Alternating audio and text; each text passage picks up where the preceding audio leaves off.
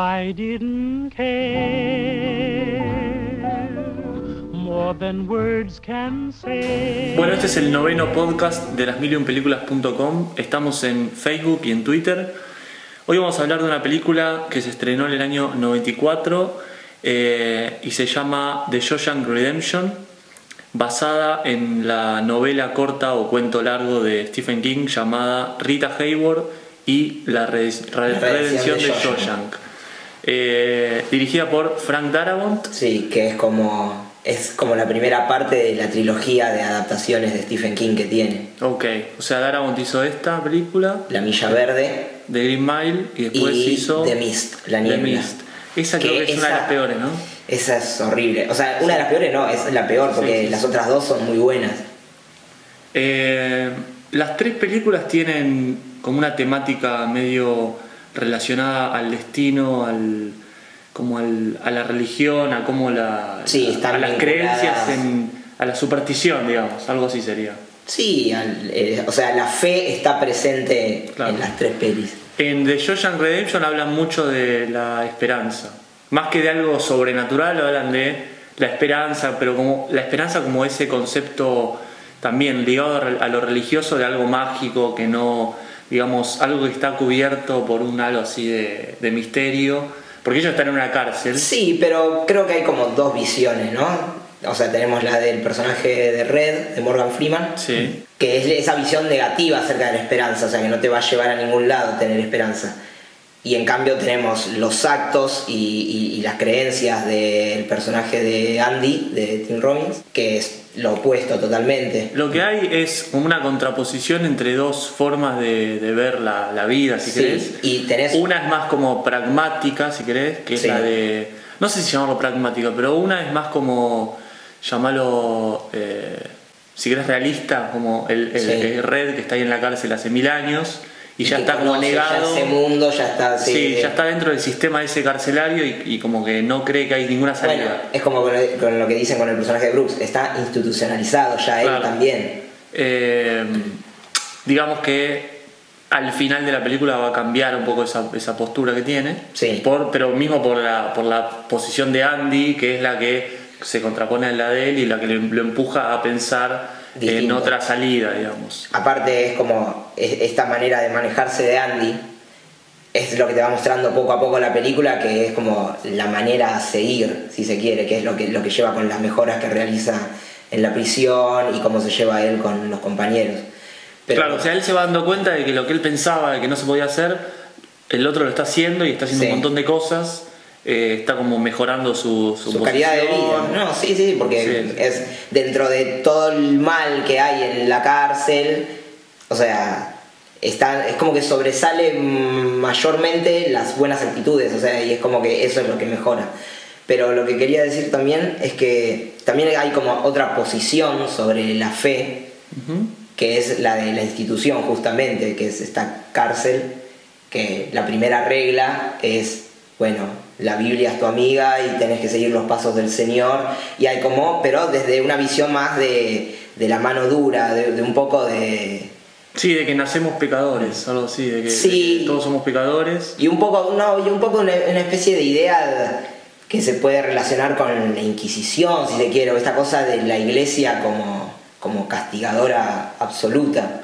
Sí, ahora me gustaría, después de esto, comentar de qué trata la película un poco, capaz que alguien para situar. O no la vio o la vio hace mucho y no se acuerda de qué era. Y aparte que vamos a spoilear.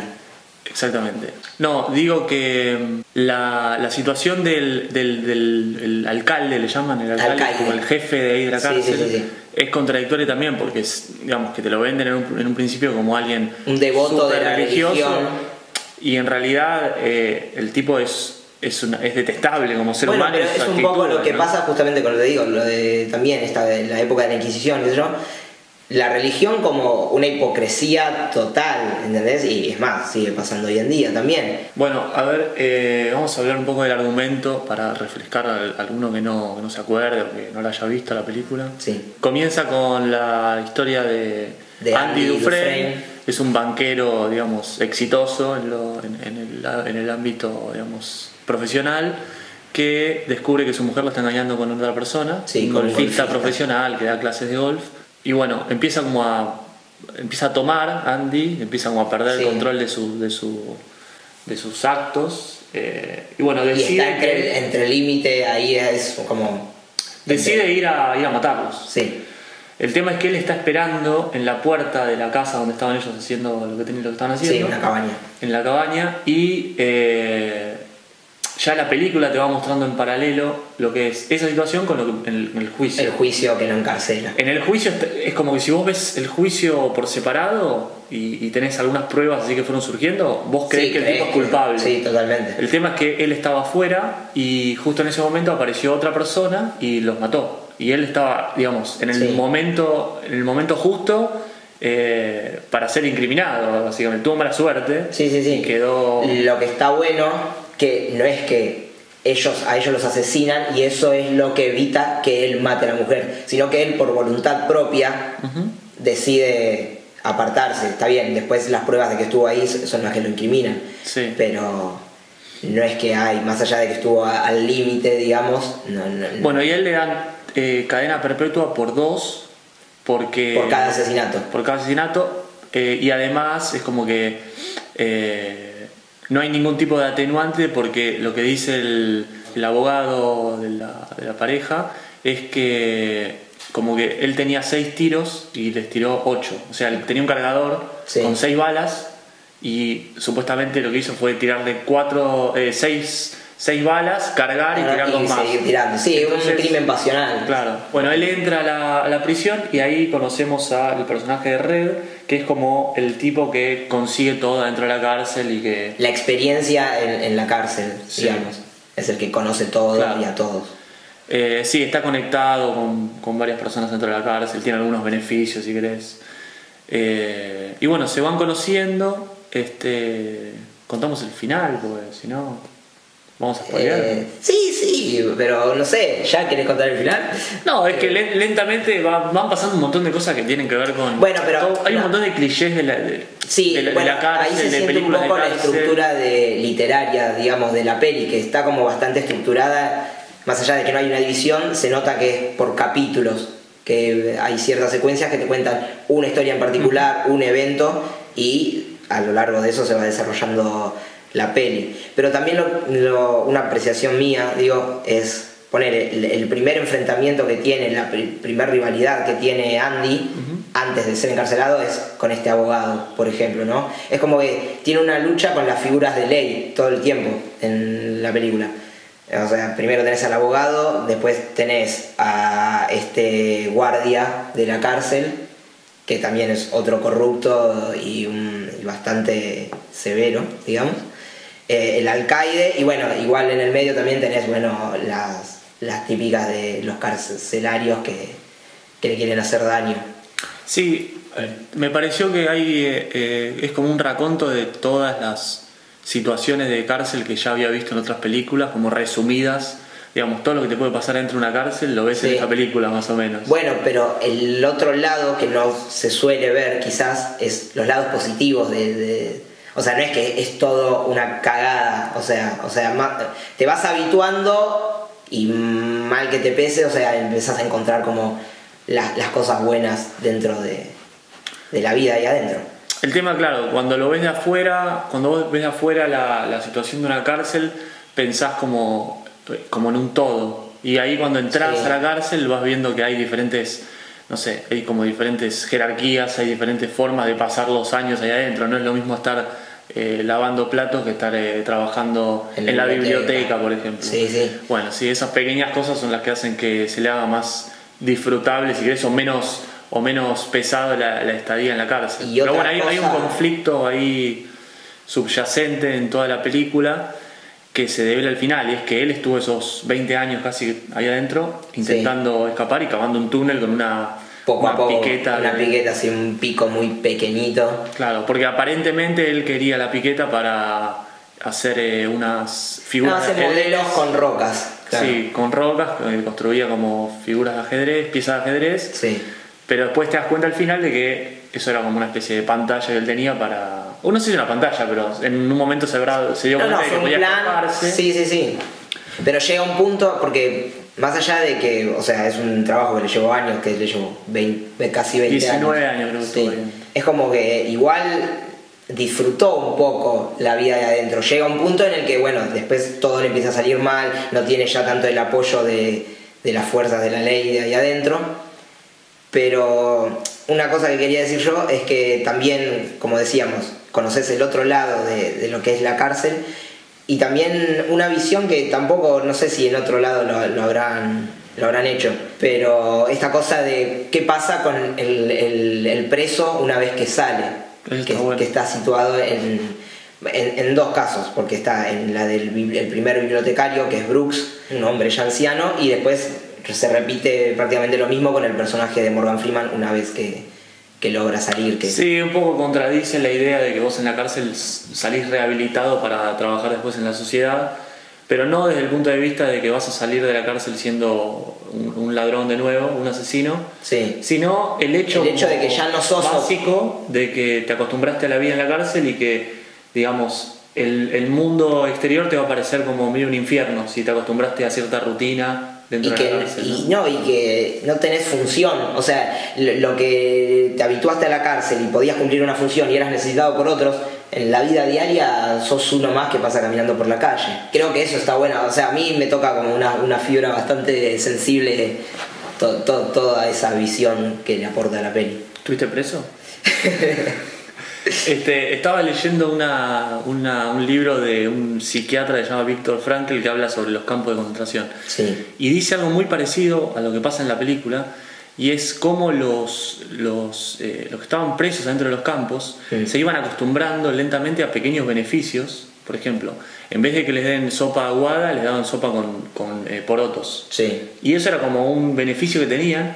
Si vos lo ves de afuera, todo te parece lo mismo. Pero, no, pero ahí es como, es algo sumamente importante. Y algo que decía era, y repetía la frase de que dice que el ser humano se acostumbra a todo, digamos, y eso es lo que termina pasando a los que están presos. Se acostumbraron a la vida en la cárcel, y no es que sea ni bueno ni malo, es solo que el ser humano se acostumbra a determinadas cosas. Sí. Bueno, eso creo que está bien mostrado en la película. Bueno, y es parte del Get Busy Living, claro. Get Busy Dying, que es la frase de Andy.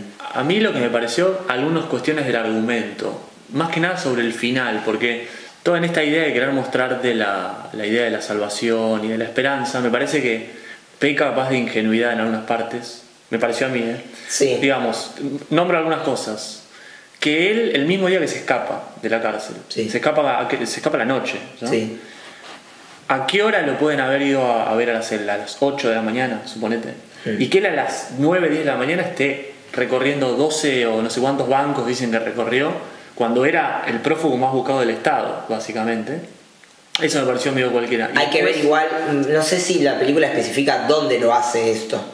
Sí, ¿entendés? lo dice, porque sí. dice el banco de Maine. Viste que claro, él todos los días le da al alcalde los cheques. Nada, dice, porque Maine es como la ciudad de cabecera de Stephen King. Sí, es donde nació. Y después también el final, porque Morgan Freeman rompe su libertad condicional, sí. ¿no? y se va a México. Entonces, que alguien pueda cruzar la frontera con tanta facilidad. Claro. Y después lo otro, él también cruza la frontera, Andy también, y es también un prófugo, bueno, pero uno de los más buscados del país en ese momento. No sé cómo serían las condiciones, o sea, cómo protegían la frontera en esa época, ¿no? Está bien. Claro, bueno, eso no lo sabemos. Mediados de los 60, casi 70.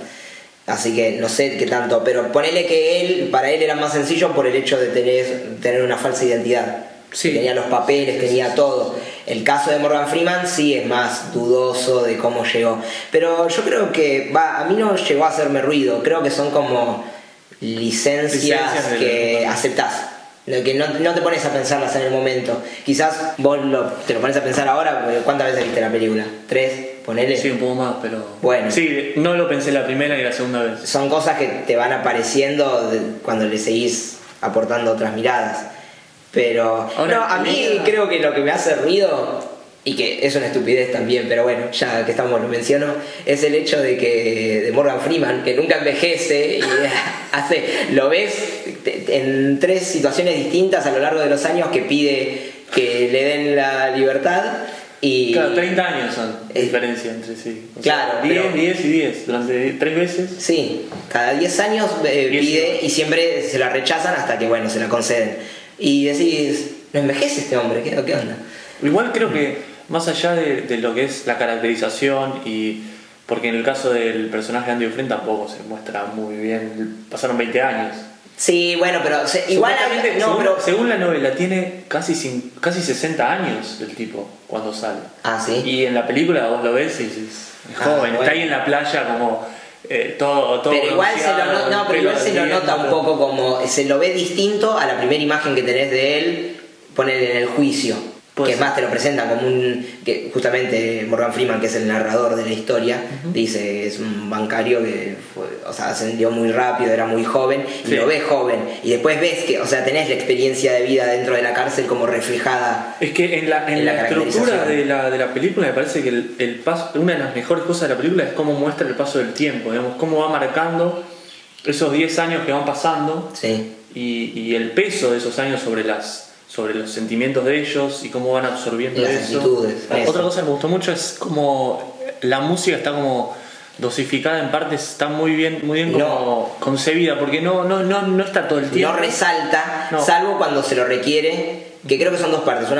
Dos partes fuertísimas que tiene y que va muy bien las imágenes acompañadas de la música es, uno, cuando vemos por primera vez la prisión de Shoshan, Sí, con ese que plano va desde sobrevolando arriba, por sí, la sí, prisión la cámara y es como esa música que va increciendo todo el tiempo.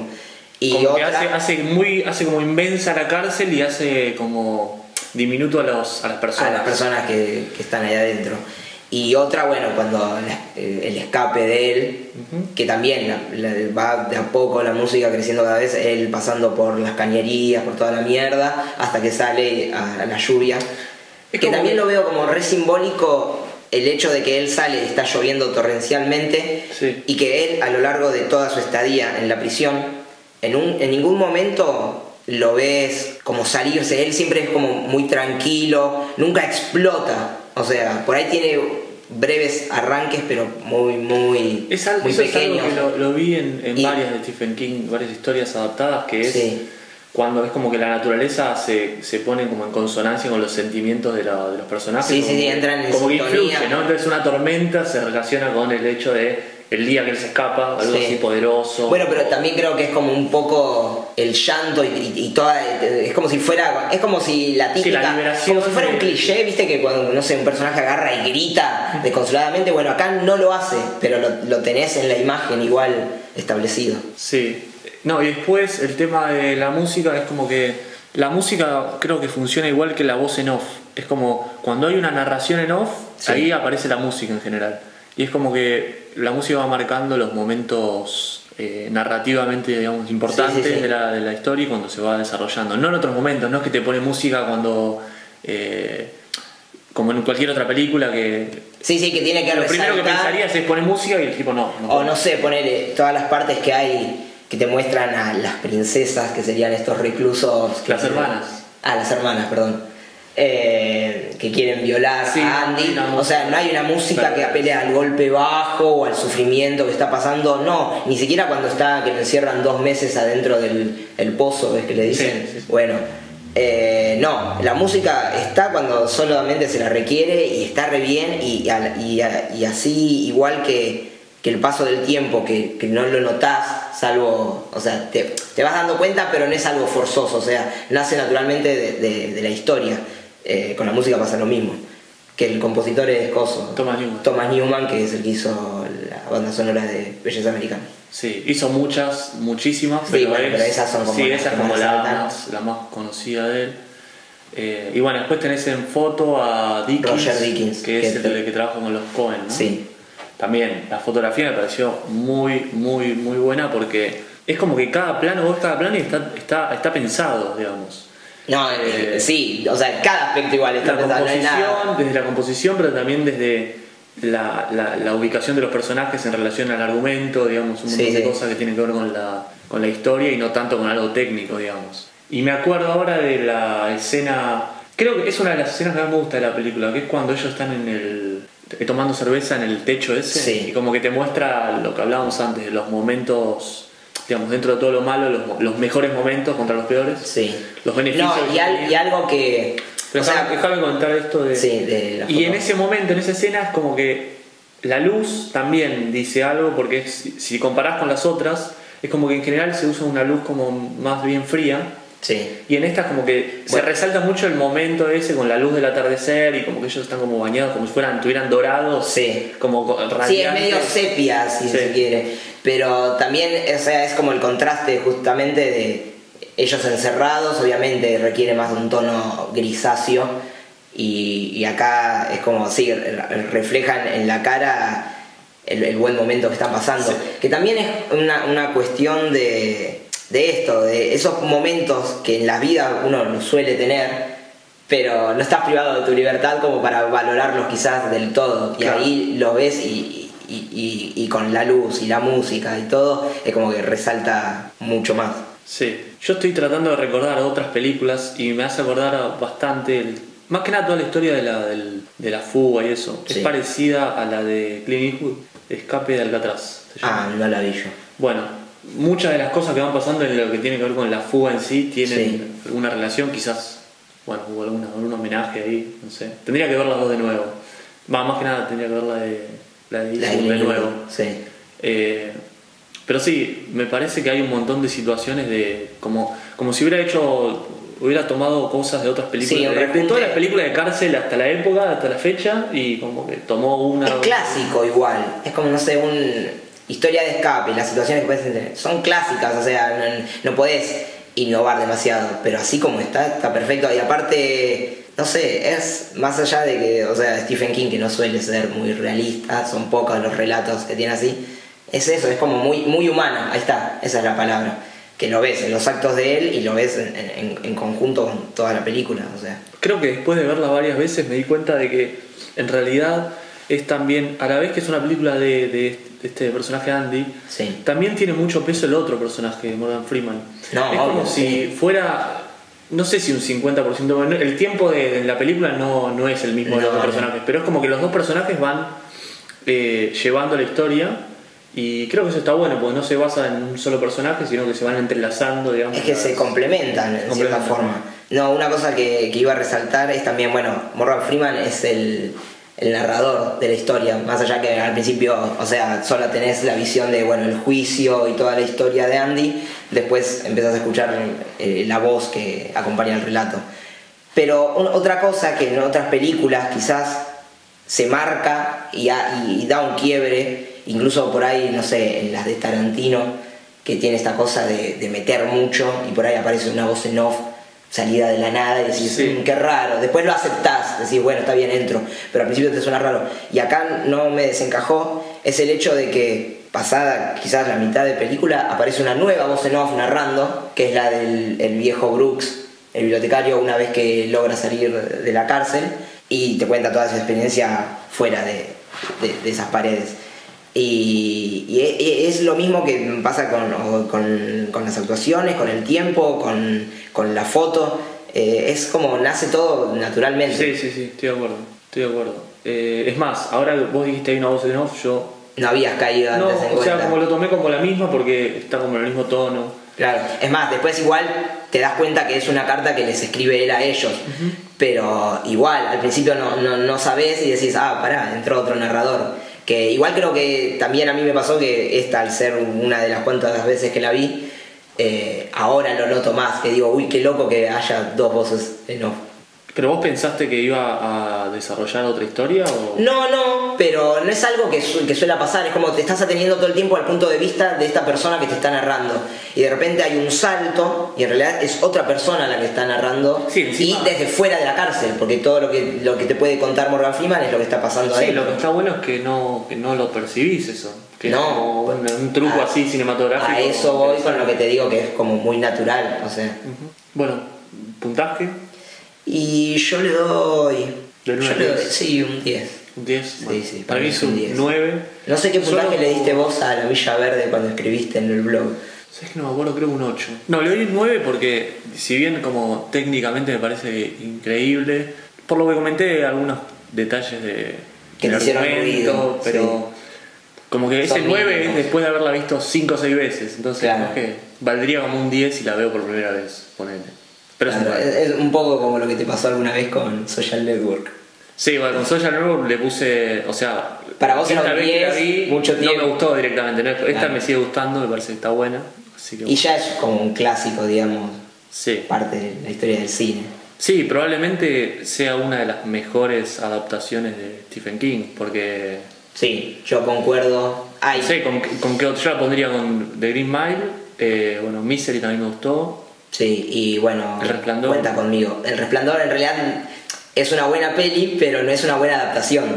Claro, A digamos, eso voy. digamos que a Stephen King no le gustó, No, porque y no se respetaron muchos muchas de los cosas. fanáticos de Stephen King que leyeron la novela tampoco no les gustó para nada. Pero digo, como película- Pero como película bueno. sí, no, es indiscutible. Bueno, nos vemos la próxima, en nuestro 10º podcast. Vamos a ver qué elegimos.